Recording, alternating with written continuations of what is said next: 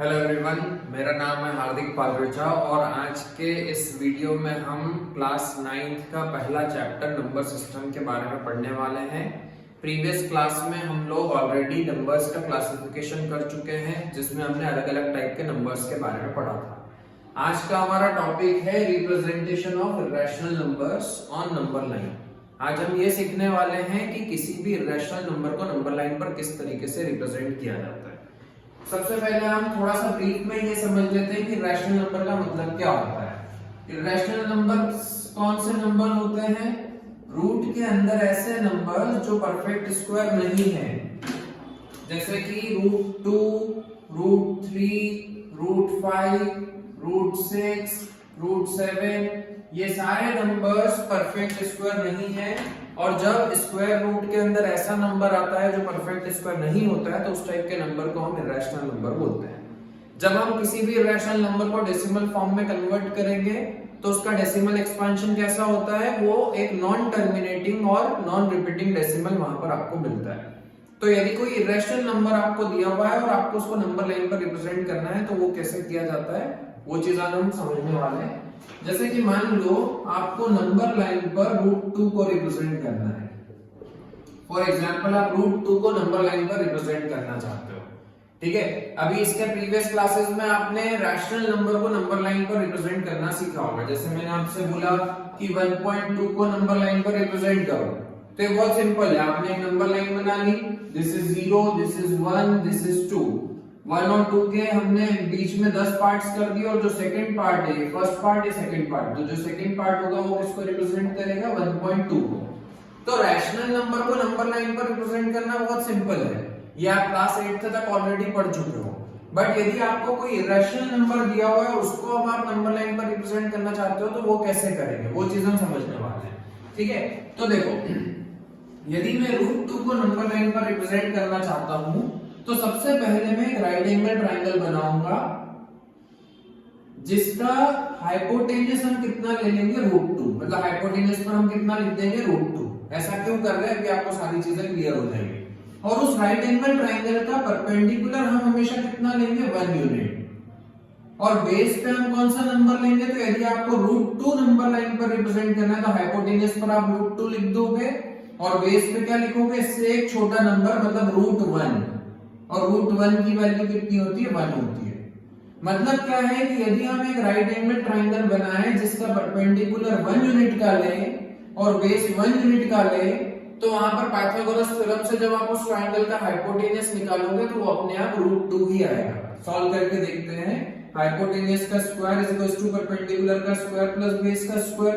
Perpendicular 1 unit लिया है और बेस भी कितना लिया है? 1 यूनिट लिया है, तो हाइपोटेन्यूज का स्क्वायर इज इक्वल टू 1 का स्क्वायर प्लस 1 का स्क्वायर।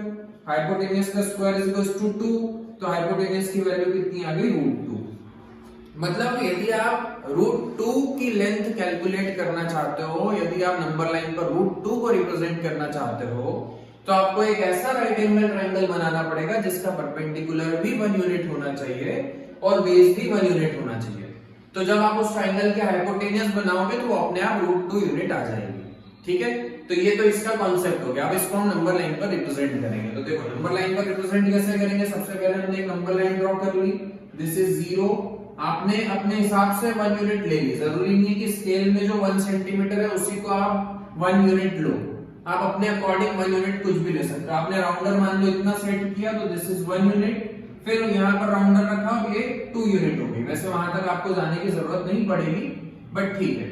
ये नंबर लाइन पर आपने 1 यूनिट की आप कट कर दी, फिर एक और 1 यूनिट की आप कट कर दी, तो ये 1 हो गया और ये 2 हो गया।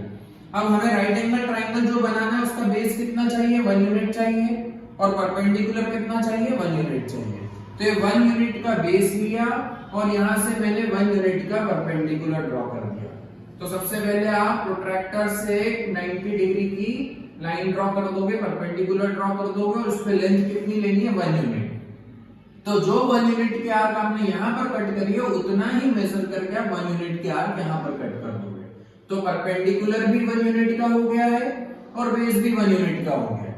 जब आप इस ट्रायंगल की हाइपोटेन्यूज बनाओगे, तो जो हाइपोटेन्यूज आएगी वो कितनी लेंथ की आएगी? √2 यूनिट की आएगी, ठीक है, तो ये √2 यूनिट की लेंथ आपको मिल चुकी है। आपको इसको नंबर लाइन पर रिप्रेजेंट करना है, तो आप क्या करोगे, राउंडर से इतना मेजर करके एक आर्क यहाँ पर ऐसे कट कर दोगे। तो जब आप ऐसे आर्क कट करोगे तो ये जहां पर नंबर लाइन पर इंटरसेक्ट करेगा वो पॉइंट किसको रिप्रेजेंट कर रहा है, √2। ओके, सिमिलरली यदि आप √3 को नंबर लाइन पर रिप्रेजेंट करना चाहते हो तो √3 को नंबर लाइन पर हम कैसे रिप्रेजेंट करेंगे वो समझते हैं। मान लो कि आपको √3 को नंबर लाइन पर रिप्रेजेंट करना है, तो जिस भी नंबर को आपको नंबर लाइन पर रिप्रेजेंट करना है उस नंबर को आप राइट एंगल ट्रायंगल के हाइपोटेन्यूज पे लिख दोगे। तो सबसे पहले मैंने एक राइट एंगल ट्रायंगल बनाया और उस राइट एंगल ट्रायंगल के हाइपोटेन्यूज पर कितना लिख दिया, √3। परपेंडिकुलर हम हमेशा 1 यूनिट का ही लेंगे, तो परपेंडिकुलर पे कितना लिख दिया, 1 यूनिट।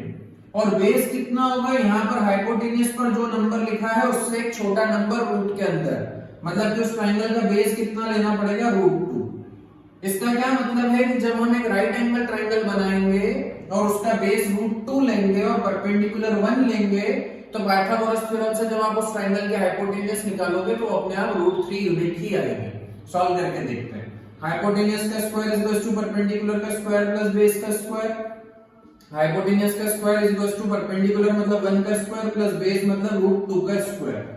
ठीक है, तो हाइपोटेन्यूज का स्क्वायर इक्वल्स टू 1 + 2, तो हाइपोटेन्यूज की वैल्यू कितनी आ रही है, √3। मतलब कि यदि आपको √3 नंबर लाइन पर रिप्रेजेंट करना है तो आपको एक ऐसा राइट एंगल ट्रायंगल बनाना पड़ेगा जिसका परपेंडिकुलर 1 यूनिट का होगा और बेस √2 यूनिट का होगा, तो हाइपोटेन्यूज √3 यूनिट आ जाएगा। ठीक है, तो मतलब √3 बनाने के लिए पहले आपको क्या चाहिए, √2 चाहिए। √2 खुद भी एक इरेशनल नंबर है, तो वो तो नंबर लाइन पर आपको मिलेगा नहीं। मतलब √3 बनाने के लिए पहले आपको क्या बनाना पड़ेगा, √2 बनाना पड़ेगा। तो अब हम ये सोचेंगे कि √2 बनाने के लिए कैसा ट्रायंगल बनाएं। तो वापस से हम एक राइट एंगल ट्रायंगल बनाएंगे। अभी हमें पहले क्या ड्रॉ करना है, √2 लाना है। √2 आएगा तभी √3 हम बना पाएंगे। ठीक है, तो फिर से हमने एक राइट एंगल ट्रायंगल सोचा जिसके हाइपोटेन्यूज पे √2 लिख दिया, परपेंडिकुलर 1 हो गया और बेस कितना हो गया, इससे छोटा मतलब √1, और √1 की वैल्यू कितनी होती है, 1 होती है। ये भी एक रैशनल नंबर आ रहा है, ये भी एक रैशनल नंबर आ रहा है, दोनों हमें नंबर लाइन पर मिल जाएंगे तो हम √2 बना सकते हैं। फिर √2 बनाने के बाद में हम √3 बनाएंगे। तो देखो कैसे करेंगे। सबसे पहले हमने एक नंबर लाइन बना ली, this is 0, this is 1 and this is 2। आप अपने राउंडर से 1 यूनिट कितना भी लेकर के 1 यूनिट की आर्क कट कर दी। उसके बाद में जितनी भी 1 यूनिट आप लोगे वो इतने ही मेजरमेंट की आपको लेनी पड़ेगी। ओके, तो सबसे पहले हम क्या ड्रॉ करेंगे, √2 ड्रॉ करेंगे। तो √2 बनाने के लिए मुझे 1 का बेस चाहिए और 1 का परपेंडिकुलर चाहिए। तो ये 1 का बेस हो गया और यहाँ से हमने 1 का परपेंडिकुलर ड्रॉ कर लिया। यहाँ से हमने परपेंडिकुलर लाइन ड्रॉ कर ली और उस पे फिर हमने 1 यूनिट की आर्क कट कर दी। तो ये 1 यूनिट यहाँ से यहाँ तक हो गया और ये 1 का बेस हो गया।